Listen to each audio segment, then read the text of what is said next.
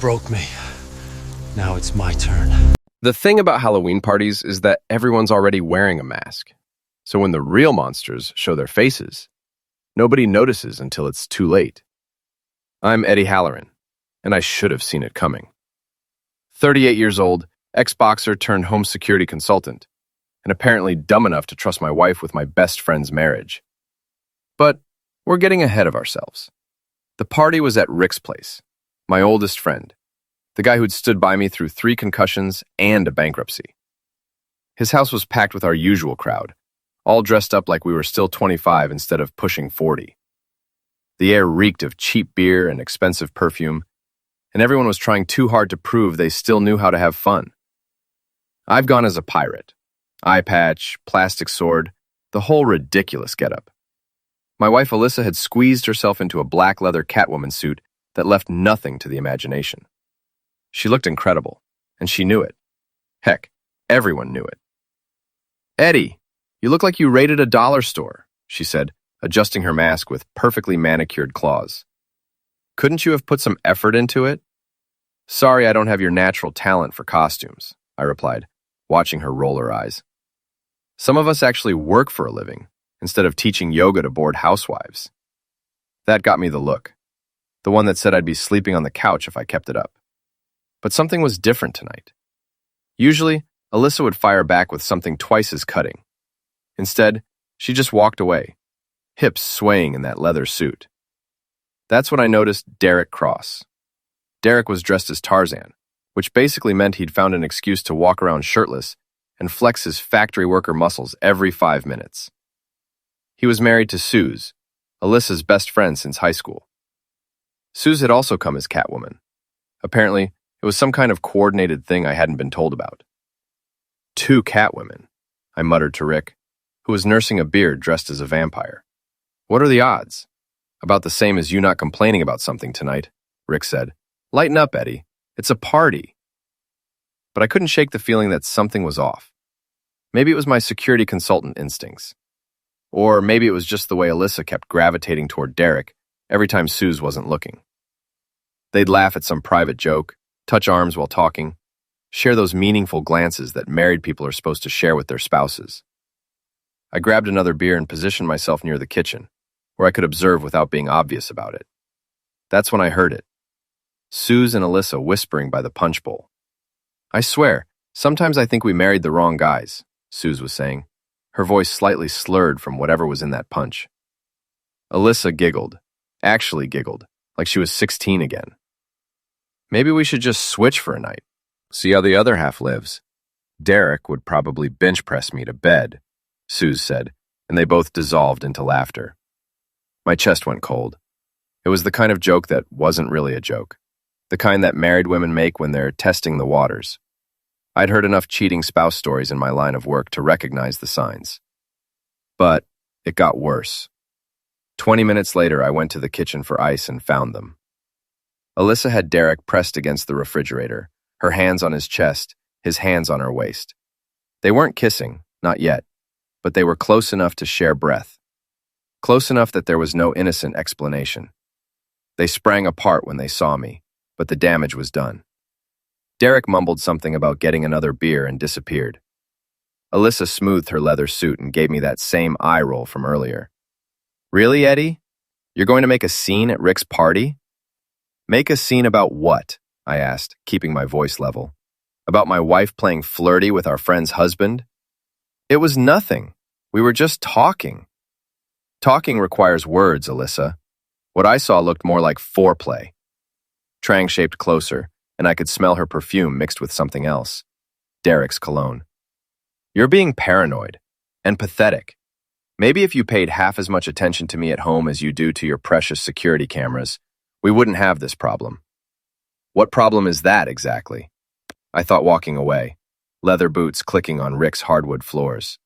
I stood there holding a bag of costume strangers and realized that Halloween wasn't the only thing that was fake tonight. The party went on around me, but I felt like I was watching it through bulletproof glass. Every laugh seemed forced, every smile seemed painted on. When Derek reappeared with Suze hanging on his arm, playing the devoted husband, I wanted to punch his perfectly white teeth down his throat. Instead, I did what any good security consultant would do. I started gathering intelligence. The morning after the party, Alyssa was different. Not guilty different or apologetic different, just distant. She made her protein smoothie, checked her phone 47 times during breakfast, and barely looked at me when she said she was going to the gym. "Which gym?" I asked, though I already knew the answer. "The usual one. Why?" "Just wondering if you're meeting anyone there." Tightened in the doorway, gym bag slung over her shoulder. "Eddie, we need to talk when I get back. About us. About where this marriage is going." And then she was gone, leaving me with half a cup of coffee and a sick feeling in my stomach. I spent the morning installing a new security system for a client, a nervous banker who was convinced his ex-wife was stalking him. Turned out, he was right. The cameras I'd set up the week before had caught her going through his garbage at 3 in the morning. It's funny how people think they're invisible when they're doing something they shouldn't. By the time I got home, Alyssa was waiting for me with her phone in her hand and that look on her face. The one that said she'd made a decision, and I wasn't going to like it. "I'm going away for a few days," she said without preamble. "Where? Does it matter?" "It to me," she sighed, like I was being unreasonable. "I'm going to visit Marcus, my ex from college. We've been talking, and we both think we need closure." Merciless. The guy she dated for 2 years before we met. The guy she claimed was just a friend every time his name came up. The guy whose Facebook photos she liked a little too often. "Closure," I repeated. "Yes, closure. We never really ended things properly, and it's been affecting my other relationships ever since." "Your other relationships? You mean your marriage?" "I mean all of them." She was typing on her phone while she talked, not even bothering to look at me. "I've already booked the flight. I leave tonight." That's when something inside me snapped. Not into rage, into something colder and more calculating. "Where are you flying to?" "Chicago. He lives there now." "And you're staying where?" "With him." "Eddie, don't make this harder than it has to be." I nodded slowly, like I was processing this reasonably, like a good husband should. "Okay, if that's what you need." She looked up from her phone, surprised. "Really?" "Really. Take all the time you need." What she didn't know was that I'd already been planning our anniversary trip to Chicago. I'd booked us a suite at the Palmer House, made dinner reservations at 3 different restaurants, even got tickets to a show she'd mentioned wanting to see. The confirmation emails were all in my personal account, the ones she didn't have access to. What she also didn't know was that I'd learned a few things about surveillance over the years. After she left for the airport, I made a few phone calls. The first was to the Palmer House, canceling our reservations. The second was to United Airlines. Turns out, there's a lot you can find out about flight schedules when you know the right questions to ask. Then, I did something that probably makes me a terrible person. I activated the tracking app on our shared phone plan, the one I'd set up for emergencies and forgotten to mention. Alyssa's phone showed her at O'Hare Airport at 9:47 p.m.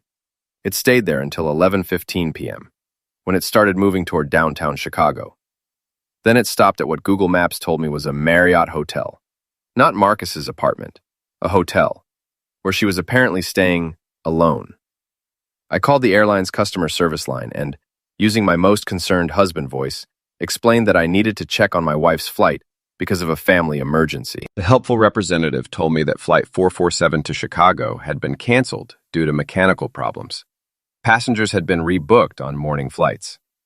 So Alyssa was sitting alone in a Chicago hotel room, probably wondering why Marcus hadn't shown up at the airport.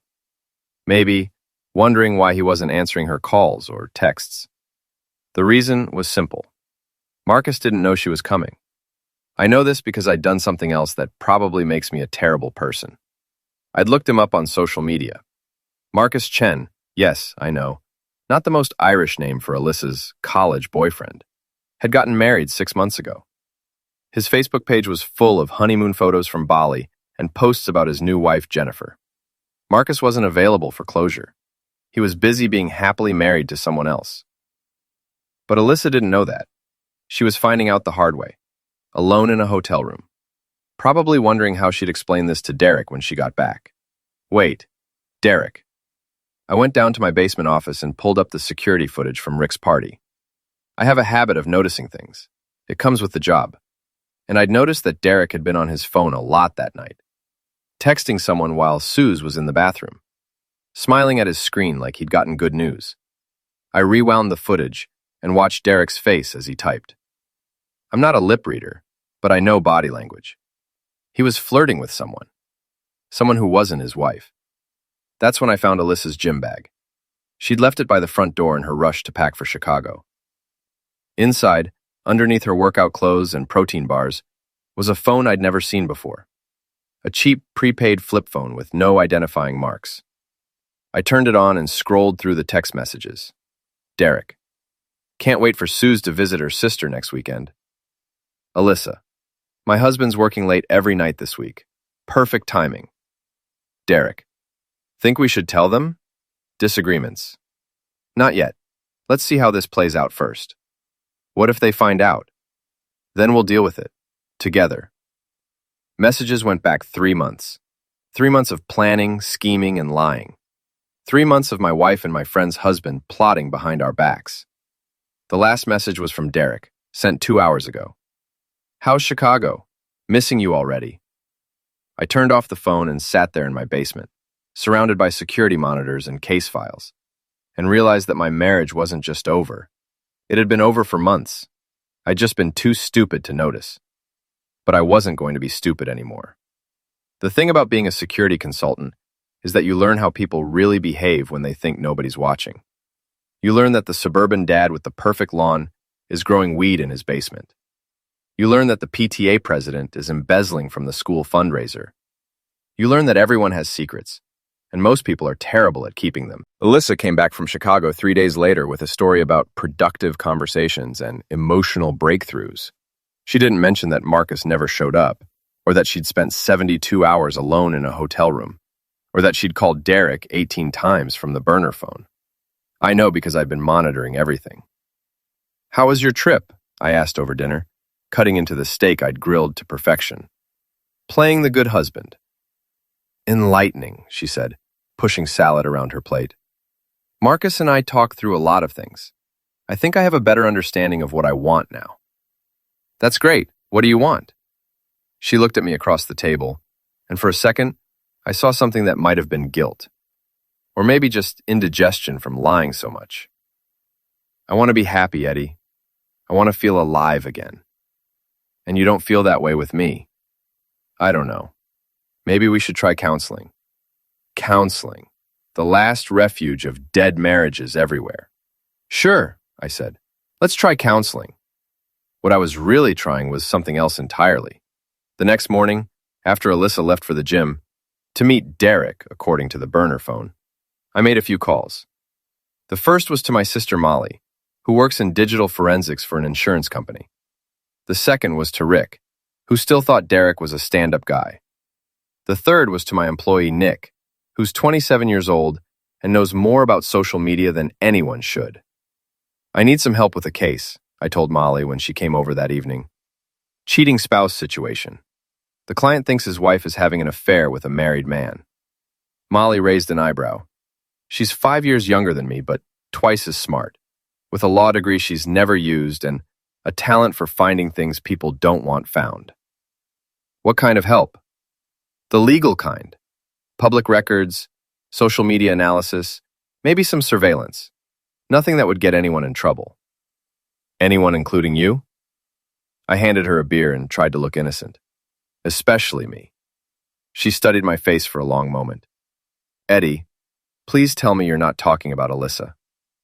I'm talking about a client case. BS. You get that look when you're lying. You've had it since you were 12 and told Mom you didn't know how the baseball got through Mrs. Patterson's window. Okay, fine. It's Alyssa. She's having an affair with Derek Cross. Derek? Suze's husband, Derek? The same. Let down her beer and leaned forward. Are you sure? I showed her the burner phone and the text messages.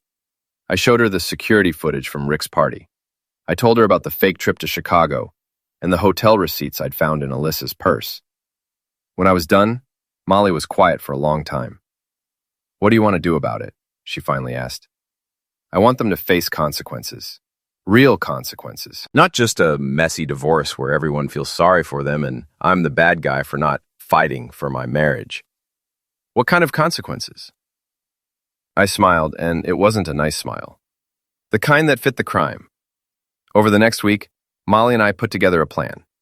It was simple, legal, and absolutely devastating. First, we documented everything. Every text message, every phone call, every meeting at the gym. Nick helped us create fake social media accounts to monitor Derek and Alyssa's online activity. We found photos they'd posted from their secret meetings, pictures taken at restaurants across town, thinking nobody they knew would see them. Second, we started planting seeds. A word here, a question there. Rick mentioned to Susie that Derek had been working a lot of overtime lately. Molly casually asked Alyssa's friend Jen if she'd noticed Alyssa seeming distracted. Nick posted anonymous comments on the gym's Facebook page about unprofessional relationships between staff and members. Third, we waited. The beautiful thing about cheaters is that they always get careless. They start taking bigger risks, making bigger mistakes. They think they're smarter than everyone else, and that arrogance is what brings them down. Derek's mistake was his car. He drove a lifted pickup truck with custom rims and a vanity plate that read, "Strong One." The kind of truck that screams, "I'm compensating for something," from 3 blocks away. He was proud of that truck, spent every weekend washing and waxing it, posted photos of it on Instagram with captions like, "My other baby." On Thursday night, while Derek was at the gym with Alyssa, I paid his truck a visit. I didn't damage anything. That would be illegal. Instead, I did something much worse. I put a magnetic GPS tracker under the bumper, the kind anyone can buy online for keeping track of teenage drivers, and programmed it to send location updates to an anonymous email account. Then, I waited for Derek to take Alyssa somewhere he shouldn't. I didn't have to wait long. Friday afternoon, the GPS tracker showed Derek's truck parked at the Moonrise Motel on Highway 9, the kind of place that rents rooms by the hour and doesn't ask questions. I drove by and confirmed what I already knew. Derek's truck was there, along with Alyssa's Honda. That's when I made the call. "Susie, it's Eddie. I'm sorry to bother you, but I think there might be a problem with Derek's truck. I just saw it broken down at that motel on Highway 9. He might need a ride." Simmons arrived at the Moonrise Motel 20 minutes later, just as Derek and Alyssa were coming out of room 12. I watched from across the street as Suze's face went through several stages of grief in real time. Confusion, recognition, disbelief, and finally, rage. The screaming match that followed could probably be heard in the next county. Derek tried to explain. Alyssa tried to lie. Susie wasn't buying any of it. She threw Derek's keys at his head, called Alyssa a name that would make a sailor blush, and drove away in her own car, leaving both cheaters stranded at a motel that smelled like disinfectant and broken dreams. I went home and waited for Alyssa to call asking for a ride. She never did. Derek must have called an Uber. But the damage was done. By Saturday morning, half the neighborhood knew that Derek Cross and Alyssa Halloran had been caught at a motel together. The other half found out by Sunday. Suze filed for divorce on Monday. Alyssa came home Monday night with red eyes and a story about how Suze had misunderstood what she'd seen, how it was all a big mistake and everyone was overreacting. "She's telling people we're having an affair," Alyssa said, like she was the victim in all this. "It's not true, and it's ruining my reputation." Unless I looked at my wife, really looked at her, and realized I felt nothing. No anger, no hurt, no disappointment. Just a cold, calculating satisfaction that the first phase of my plan had worked perfectly. "That's terrible," I said. "What are you going to do about it?" Marginalized. "Regas, don't know. Maybe we should move. Start fresh somewhere else." Millions. Maybe we should. But I had no intention of going anywhere. This was my town, my business, my life. If anyone was leaving, it wasn't going to be me. The thing about small towns is that gossip travels faster than bad news, and bad news travels faster than wildfire. By Tuesday morning, everyone at the coffee shop knew about Derek and Alyssa. By Tuesday afternoon, everyone at the grocery store was talking about it. By Tuesday evening, it was the top story on the neighborhood Facebook group. Alyssa tried to go to work at the gym, but her boss sent her home. Apparently, several members had complained about her unprofessional conduct and threatened to cancel their memberships. The gym couldn't afford to lose customers over one instructor's personal drama. Derek had it worse. His supervisor at the factory called him in for a meeting about conduct unbecoming and put him on unpaid leave pending an investigation. Turns out, Derek had been using company time to text his girlfriend and company property, the work truck, to meet her for lunch dates. I found all this out from Rick, who was enjoying the drama despite trying to look sympathetic. "I feel bad for Suze," he said over beers at Murphy's pub. "She didn't deserve this." Expelled. "No, she didn't. And I feel bad for you too, man. This has got to be rough." I took a long drink of my beer and tried to look like a wounded husband instead of a puppet master. "I'm dealing with it. You want my advice? Dump her. Cut your losses and move on. There are plenty of women out there who won't cheat on you with your friends' husbands." Maybe you're right, but I wasn't ready to dump Alyssa yet. Not when she was still useful to my plan. Wednesday morning, I did something that definitely makes me a terrible person. I hired a divorce attorney. Not just any attorney, but Paula Hendricks, the meanest, most ruthless family lawyer in the county. The kind of lawyer who eats opposing counsel for breakfast and bills their clients for the privilege. "I want to file for divorce," I told Paula in her downtown office, "but I also want to make sure my wife doesn't get anything she doesn't deserve." Paula smiled, and it was like watching a shark smell blood in the water. "Tell me everything." Told her about the affair. I showed her the text messages from the burner phone. I gave her copies of the hotel receipts from Chicago and photos of Derek's truck at the Moonrise Motel. I explained about Alyssa's job situation and Derek's suspension from work. When I was done, Paula was practically purring. "This is good," she said. "Very good. In Illinois, adultery is grounds for an at-fault divorce. Your wife won't be entitled to spousal support, and you'll have a strong case for keeping the house and the business. What about her half of our assets?" "What assets? You said she lost her job and he's suspended without pay. Hard to claim you deserve half of something when you've been actively working to destroy it."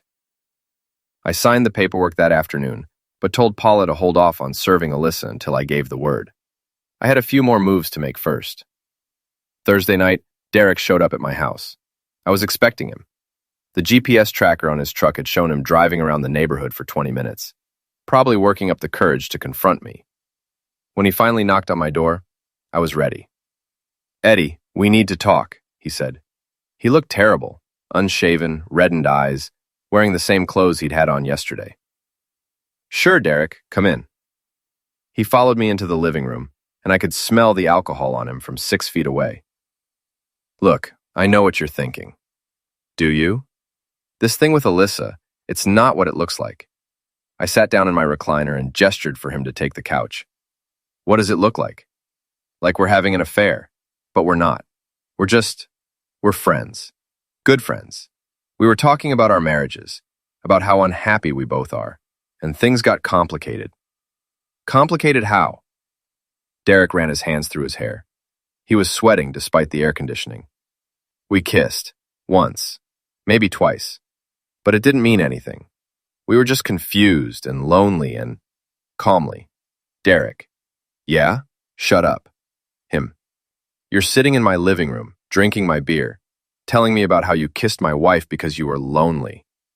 Do you see how that might not be the best strategy here?" "I'm trying to explain."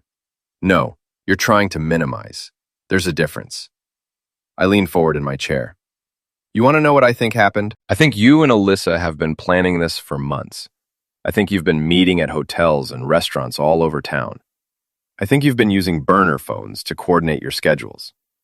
I think you told each other you were going to leave your spouses and run away together." Derek's face went white. "How did you know about all that?" "Because I'm a security consultant, Derek. It's my job to find things people don't want found." He stood up abruptly, nearly knocking over his beer. "You've been spying on us?" "I've been protecting my interests. There's a difference." "This is crazy. You can't just... What? Can't what? Can't investigate my own wife's affair? Can't document evidence of adultery? Can't protect my assets in a divorce? I stood up too, and Derek took a step back. I'm not a big man, but I'm solid.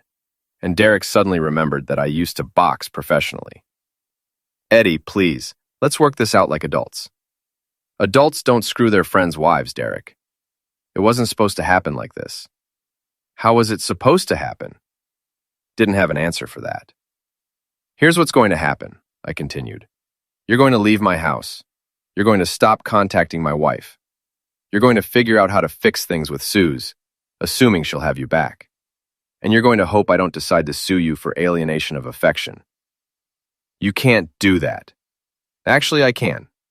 Illinois still recognizes alienation of affection as a tort. I could sue you for damages related to the destruction of my marriage. Given that you're unemployed and about to be divorced, it probably wouldn't be worth much.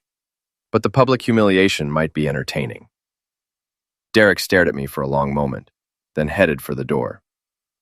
This isn't over, Eddie. It is. But I was wrong about that. Derek had one more move to make, and it was dumber than anything he'd done so far. Friday morning, he showed up at my office. I was meeting with a client, a nervous woman who thought her business partner was embezzling, when Derek burst through the front door like he owned the place. We need to finish our conversation, he announced, loud enough for everyone in the waiting room to hear. Derek, this is my place of business. You need to leave. Not until we settle this. My client looked terrified. My secretary reached for the phone, probably to call the police. And Derek, drunk again at 10 in the morning, decided to make his big stand right there in front of God and everybody. You think you're so smart, he said, swaying slightly. You think you've got it all figured out. But you don't know anything about your wife. You don't know what she really wants. You don't know how unhappy she's been. Derek, she told me all about you, about how you ignore her, how you care more about your stupid security cameras than your own marriage. She said you haven't touched her in months. The waiting room had gone completely silent. Even the coffee machine seemed to have stopped gurgling. She said you're boring. She said being married to you is like being married to a robot. She said, that's when I hit him. I didn't plan it. I didn't think about it. 1 second, Derek was running his mouth about my personal life in front of my clients, and the next second, my fist was connecting with his jaw. He went down hard, crashing into a chair and knocking over a lamp. For a moment, nobody moved. Then Derek started to get up, redness trickling from his split lip, and I realized I'd made a mistake. Not hitting him, that felt pretty good actually, but doing it in public, in front of witnesses, where it could be used against me later. Call the police, Derek said to my secretary, trying to sound authoritative while wiping fluid from his mouth. I want to press charges for assault. That's when my client, the nervous woman who'd been worried about embezzlement, did something unexpected. She started recording with her phone. Excuse me, she said to Derek, but you just barged into a private business, interrupted a confidential meeting, and started screaming personal attacks at this man. I recorded the whole thing. If anyone should be calling the police, it's him. Looked around the room and realized that everyone was staring at him with disgust, not sympathy. He just publicly humiliated himself in front of a dozen strangers. And they all thought he was the bad guy. This isn't over, he muttered, heading for the door. Yes, I called after him. It is. But again, I was wrong. The video of Derek's meltdown at my office went viral by Saturday afternoon. Not internet-famous viral, but small-town viral, which is almost worse. Everyone in our social circle had seen it. Everyone at the gym had seen it. Everyone at Derek's factory had seen it. The video showed Derek bursting into my office, screaming about my marriage, and getting knocked on his A by a guy 6 inches shorter than him.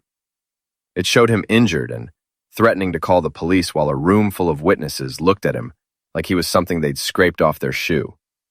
It was not a good look for Derek. Alyssa was furious, but not at Derek. She was furious at me. You humiliated him, she said Sunday morning over breakfast. You made him look like a fool. He made himself look like a fool. I just provided the stage.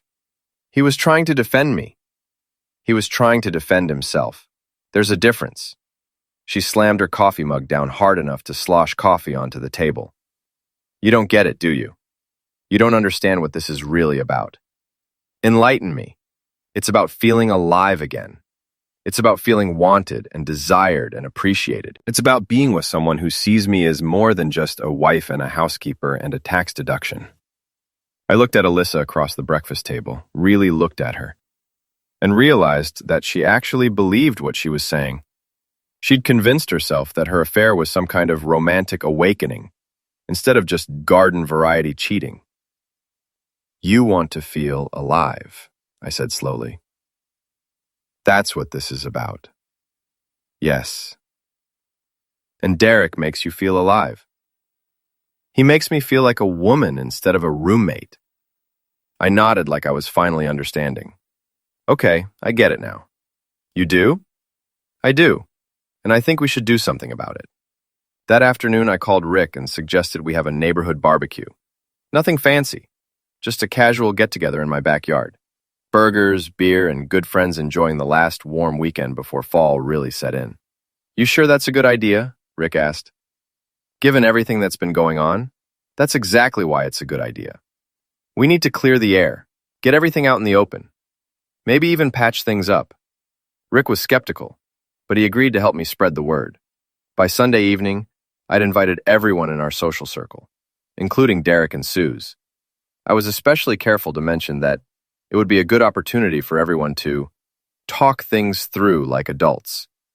What I didn't mention was that I'd spent the morning preparing my house for visitors. You see, one of the advantages of being a security consultant is that you know how to turn any space into a surveillance center. Over the years, I'd gradually upgraded my home security system until it was probably overkill for a suburban house. Cameras in every room, motion sensors on every door and window, audio recording equipment that could pick up a whispered conversation from 50 feet away. I'd also made a few special preparations for the barbecue. Monday morning, I called Derek. I owe you an apology, I said, trying to sound genuinely remorseful. What I did at my office was wrong. You were trying to have an honest conversation, and I lost my temper. Derek was suspicious. He had every right to be, but he was also desperate for any sign that this nightmare might be ending. I appreciate that, Eddie. I was thinking, maybe you and Alyssa could come by Saturday for the barbecue. We could talk things through, figure out how to move forward, for everyone's sake. I don't know if that's a good idea. Derek, we've been friends for 10 years. Our wives have been friends even longer. We can't let this destroy everything we've built. There was a long pause. What about Suze? What about her? I hope so. I think she deserves to hear the truth about what's been going on. Don't you? And another pause. Yeah, I think she does. Great. Come by around 6. We'll fire up the grill and work this out like civilized people. Senator's evening, everyone showed up. Rick and his wife brought potato salad. Jen brought wine. Even Susie came, though she looked like she'd rather be anywhere else. Derek and Alyssa arrived together, which told me everything I needed to know about where their loyalties lay. For the first hour, everything was awkwardly normal. People made small talk, avoided eye contact, and pretended like nothing had happened. But I could feel the tension building like pressure in a boiler. Finally, Susie couldn't take it anymore. So, are we going to talk about this? Or are we going to keep pretending everything's fine? She asked, setting down her wine glass hard enough to make everyone jump. Susie, Derek started. No, I'm done pretending. I'm done being the understanding wife while you run around town with her. She pointed at Alyssa. I want to know how long this has been going on. Derek looked at Alyssa, then at me, then back at Susie. It's complicated. It's really not, Susie said. Either you're sleeping with my best friend, or you're not. Stiffness. We're not sleeping together, Alyssa said. We're in love. The silence that followed was deafening.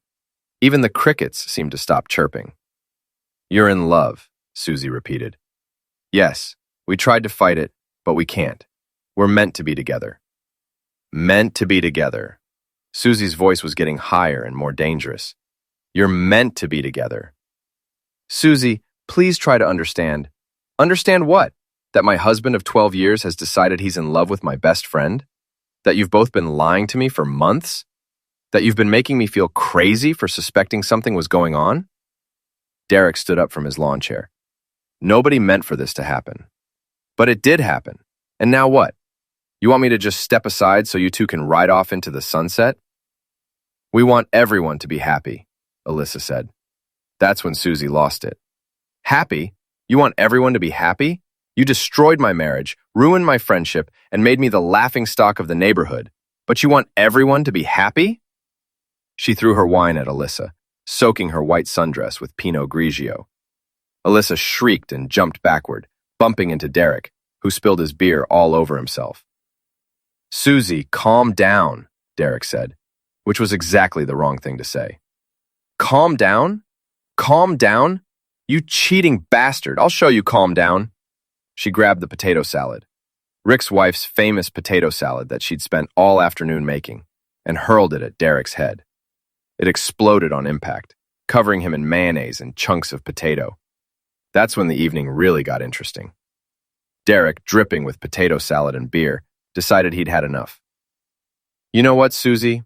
Maybe this is for the best. Maybe we should have done this years ago. You've been miserable for as long as I can remember. We both have. So you decided to cheat instead of talking to me about it. I decided to find someone who actually wants to be with me. And I decided to find someone who doesn't treat me like a piece of furniture, Alyssa added, apparently feeling left out of the fight. I've been quiet through all of this, watching my carefully planned barbecue turn into a three-way screaming match. But now it was time for my big moment. Actually, I said, loud enough to cut through the shouting, I think there's something everyone should know. They all turned to look at me. I've been recording this whole conversation. The silence was immediate and complete. In fact, I've been recording all of your conversations. The security system in this house picks up everything that happens in the backyard. And everything that's been said here tonight, about being in love, about being meant to be together, about wanting to destroy marriages, it's all been captured in high-definition audio. Derek's face went white. You can't do that. That's illegal. Actually, it's not. This is my property, and Illinois is a one-party consent state for recording conversations. As long as one person in the conversation knows it's being recorded, and I do, it's perfectly legal. What are you going to do with it? Alyssa asked. I smiled, and it was not a nice smile. Well, I thought I might post it on Facebook, so everyone can hear the real story about your great love affair. Or maybe I'll send copies to Derek's boss and Alyssa's gym. I'm sure they'd be interested to hear how their employees talk about destroying other people's marriages. Eddie, you can't. Or maybe I'll just give copies to my divorce attorney. I'm sure she'd love to play them in court when we're dividing up assets. That's when Derek made his final mistake. He charged at me. I was ready for it. I'd been ready for it all evening. Derek was bigger than me, but he was drunk and angry and stupid. I sidestepped his clumsy rush and let his own momentum carry him face first into my patio door. The safety glass didn't break, but Derek bounced off it like a rubber ball and landed in a heap on my deck. Derek! Alyssa screamed, rushing to help him up. Don't, I said quietly. Don't help him. Don't touch him. Don't do anything except listen to what I'm about to tell you. Everyone froze. This is over. All of it. Derek, you're going to go home, pack your things, and find somewhere else to live. You're going to stop contacting my wife. You're going to stop showing up at my office. You're going to disappear from my life completely. Was sitting on my deck, holding his nose, which was dripping again. You can't make me. Yes, I can. Because if you don't, I'll make sure everyone in town sees the video of you getting knocked out by a guy half your size. Twice. I turned to Alyssa. And you're going to make a choice. Right now. Either you end this thing with Derek and we try to work on our marriage, or I file for divorce tomorrow morning and take you for everything you're worth. You can't do that either. Actually, I can. I've got evidence of adultery, which means no spousal support for you. I've got recordings of you admitting to the affair, which means no sympathy from a judge. And I've got documentation of all the ways this affair has damaged my business and my reputation, which means I might even be able to sue Derek for damages. Xiaomi looked around at my guests, who were all staring at me like they'd never seen me before. "The party's over," I said. "Everyone go home." They went. Derek and Alyssa left together, which told me everything I needed to know about Alyssa's choice. Sunday morning, I called Paula Hendricks and told her to serve the divorce papers. The divorce papers were served on Tuesday morning while Alyssa was at her new job, a part-time position at a discount fitness center across town that paid about half what she'd made at her old gym. She called me from the parking lot, screaming so loud I had to hold the phone away from my ear. "You bastard! You actually did it!" "I told you I would. I thought we could work things out." "We could have. You chose Derek instead." There was a long pause filled with the sound of traffic and Alyssa's ragged breathing. "This is all your fault. If you'd been a better husband, none of this would have happened." "Maybe, but it did happen, and now we're dealing with the consequences. I'm not signing anything. You don't have to. Illinois allows no-fault divorce. I can divorce you whether you cooperate or not. I'll fight you on everything. The house, the business, all of it. Good luck with that." She hung up on me. Wednesday evening, then back out and mentioned intelligence. She called them to all themselves. This is much of well. I think those remotively stake that helps Alyssa to work. Alyssa to think about that. This thing I'll show up in when I was existent, which means the least I'm not to list it coming. I fight the work there. I thought that the time when we still with one and stuff to list. Wednesday evening, Derek showed up at my house again. This time, he wasn't drunk, and he wasn't looking for a fight. He looked desperate. "Eddie, please, we need to talk." "No, we don't. 5 minutes. That's all I'm asking." Against my better judgment, I let him in. We sat in the living room where we'd had our last conversation, but this time the dynamic was completely different. Derek was the one asking for favors now. "I lost my job," he said without preamble. "I heard. They said it was because of the video. Said I was a liability to the company's reputation." "Probably. Sue's filed for divorce. She's asking for everything. The house, the truck, half my pension. She's entitled to it. I afford a lawyer. I can't afford anything. I'm staying in a motel room that costs more per night than I used to spend on groceries in a week." I waited for him to get to the point.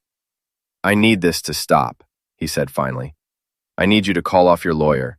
Tell people the recording was fake. Something. Anything. Why would I do that? Because we used to be friends. Because you're not a vindictive person. Because you've made your point and won." Leadership really looked at Derek and at him and realized that he was right about one thing. I had won. Completely and utterly. Derek had lost his job, his wife, his house, and his reputation. Alyssa had lost her career, her friends, and soon her marriage. They'd both been publicly humiliated and financially ruined. It should have felt better than it did. "Derek," I said slowly, "do you remember what you said to me at the barbecue? About being meant to be together with Alyssa?" "Eddie, do you still believe that?" He was quiet for a long moment. "I don't know. Everything's so messed up now. I can't think straight." "That's not an answer." "Yes, okay? Yes, I still love her. I know that makes me a terrible person, but I can't help how I feel." "Then why are you here asking me to fix your life? If you love her so much, why aren't you figuring out how to build a new life together?" Derek stared at me like I'd asked him to solve calculus. Because it's hard. Because we don't have any money. Because everyone hates us. So you thought you'd come here and ask me to make it easier for you. I thought maybe we could work something out." I stood up and walked to the window. Outside, it was starting to rain. A cold October rain that meant summer was really over. "You want to know the funny thing about all this, Derek? I don't actually hate you." "You don't?" "I hate what you did. I hate the lying and the sneaking around and the way you made me feel like an idiot for trusting you. But I don't hate you personally." "Then why?" "Because actions have consequences. Because cheating on your spouse isn't just a personal failing. It's a betrayal of everyone who cared about you. Because you didn't just hurt me and Suze. You hurt Rick and Jen and everyone else who considered you a friend. I turned back to face him. And because you're not sorry. Not really. You're sorry you got caught. You're sorry there were consequences. But you're not sorry you did it. Derek opened his mouth to argue, then closed it again. Get out of my house, Derek. Don't come back. He left without another word. Thursday morning, I got a call from Paula Hendricks. We have a problem, she said. Your wife hired Gordon Kessler to represent her. Gordon Kessler was the other meanest, most ruthless family lawyer in the county. If Paula was a shark, Gordon was a great white. What kind of problem? He's claiming the recordings were made illegally. He's also claiming you entrapped his client into making incriminating statements. Can he prove any of that? He'd prove it. He just has to create enough doubt to make a judge question the evidence. And Gordon is very good at creating doubt. So what do? We prepare for a fight. A long, expensive, public fight. Philip's heaven, Alyssa came home. I was in the kitchen making dinner when I heard her key in the front door. She walked into the kitchen like she still lived there, like nothing had changed. We need to talk, she said. I thought we'd said everything we needed to say. Guardians thinks we can beat this. He thinks your recordings won't hold up in court. Relinquid. Maybe he's right. He also thinks you've been harassing Derek, stalking him, threatening him, trying to destroy his life out of spite. I set down my knife and turned to face her. Is that what you think? I think you've become someone I don't recognize. The Eddie I married wouldn't have done any of this. Alyssa I married wouldn't have cheated on me with our friend's husband. I never meant for it to happen this way. How did you mean for it to happen? She sat down at the kitchen table, our kitchen table, where we'd eaten breakfast together for 8 years.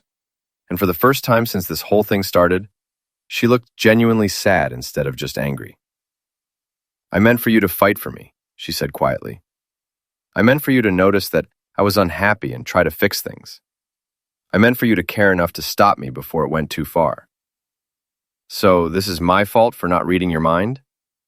It's your fault for not paying attention to your wife.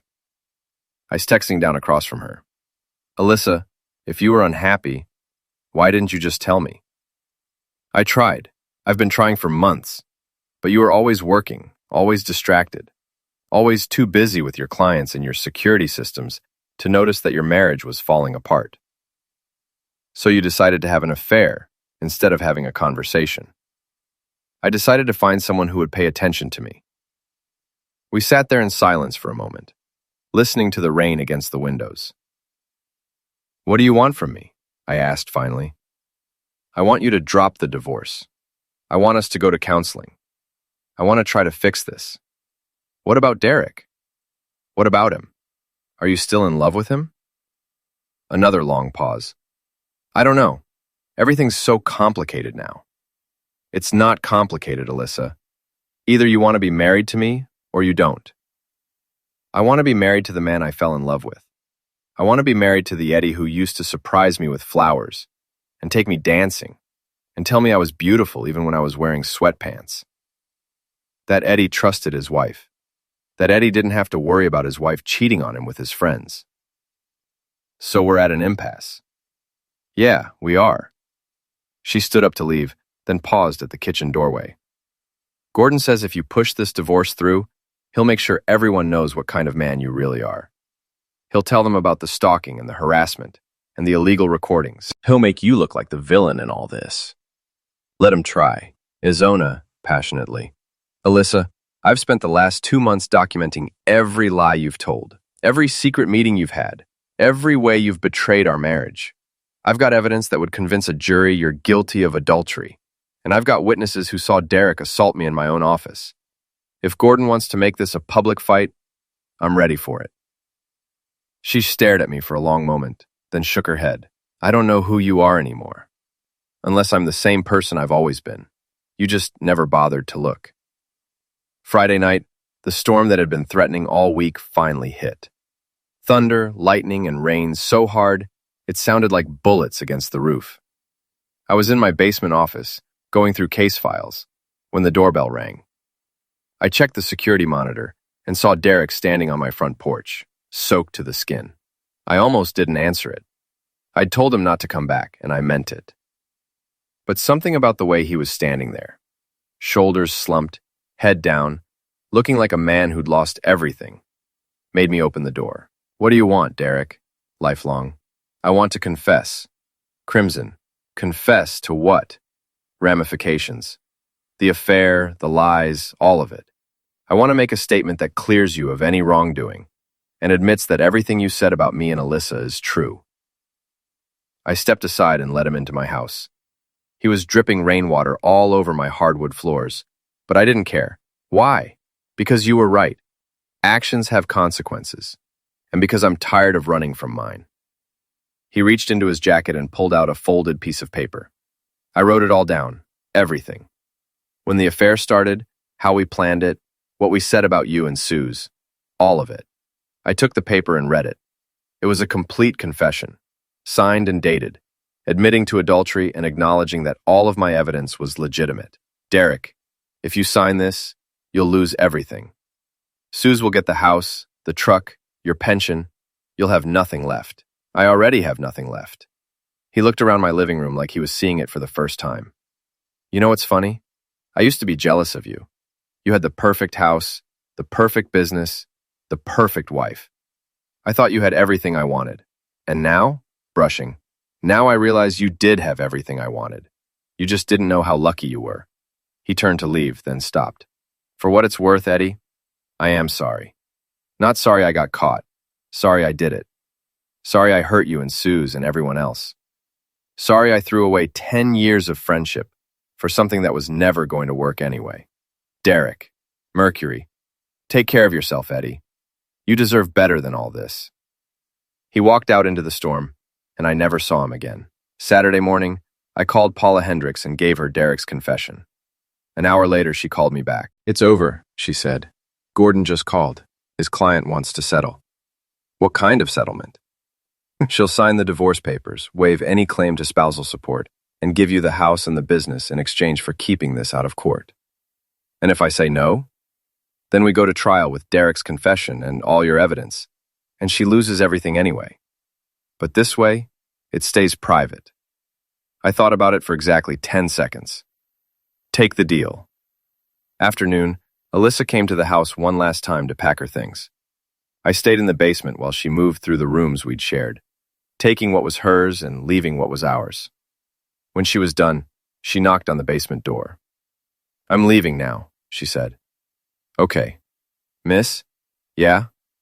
I really am sorry. About all of it. I know. Do you think we could have made it work? If things had been different? I thought about that question for a long time. Maybe. But things weren't different. No, they weren't. I heard her footsteps on the stairs, heard the front door open and close, heard her car start in the driveway. Then she was gone, and I was alone in the house that used to be ours and was now just mine.